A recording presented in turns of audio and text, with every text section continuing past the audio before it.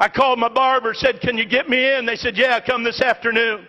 I went to the barber shop, so happy and pleased I was going to get a good haircut from a barber I trust. And when it came time for my appointment, the receptionist come out and said, Mr. Cunningham, I'm sorry, but your barber had to leave on an emergency. He's not here today, but Julie can cut your hair if you want her to. And I thought, well, I'm here. I need a haircut. Julie will be just fine. About 2 minutes later, a girl stepped around the petition. She had hair that was sticking straight up in spikes.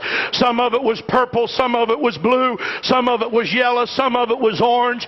That girl must have had 100 piercings in her face, all around her ears, her lips, her nose. I mean, in the sides of her eyes, she was all pierced up.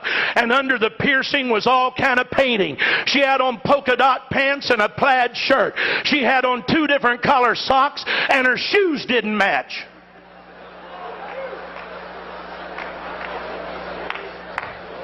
She said, I'm Julie.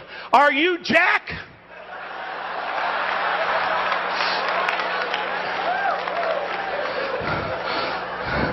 If it wasn't for wanting to please God, I'd have said, no ma'am. Jack said, tell you he had to leave.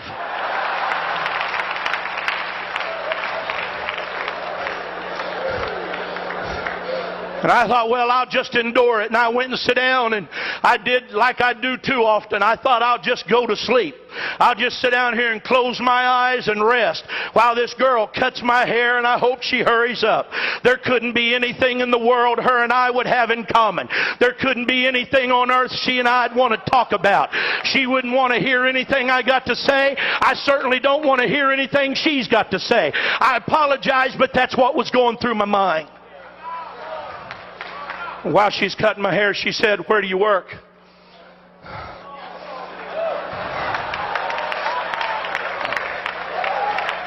So, well, I work over here at the World Evangelism Center, go to the end of I-70 and right where it butts into 270, that big building right there. And she said, oh yeah, I was there the other day.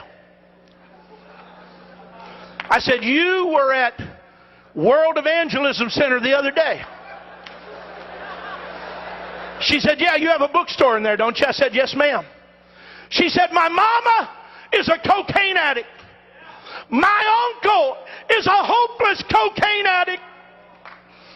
And she said, somebody gave my mama one of those videos on Left Behind. And she said, we all sat down in the living room and watched it. And she said, I don't know nothing about God. And I don't know nothing about the church. And I don't know nothing about the Bible. But she said, when I was finished watching it, I knew I didn't want to go to hell.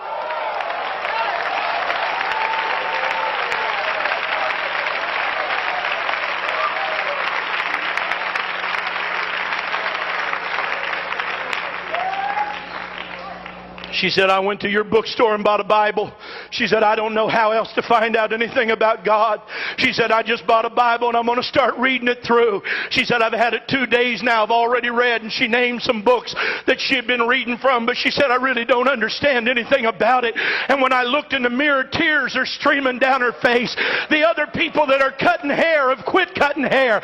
And now they're listening to her talk. And some of them got tears in their eyes. And when I got up out of that chair, I said, Julie, I want to apologize to you for not telling you about Jesus. I said, but if you'll stay here, I'm going to go to my office and get a Bible study. And me and you's going to sit out there on that park bench, and I'm going to give you a Bible study and help you know about Jesus.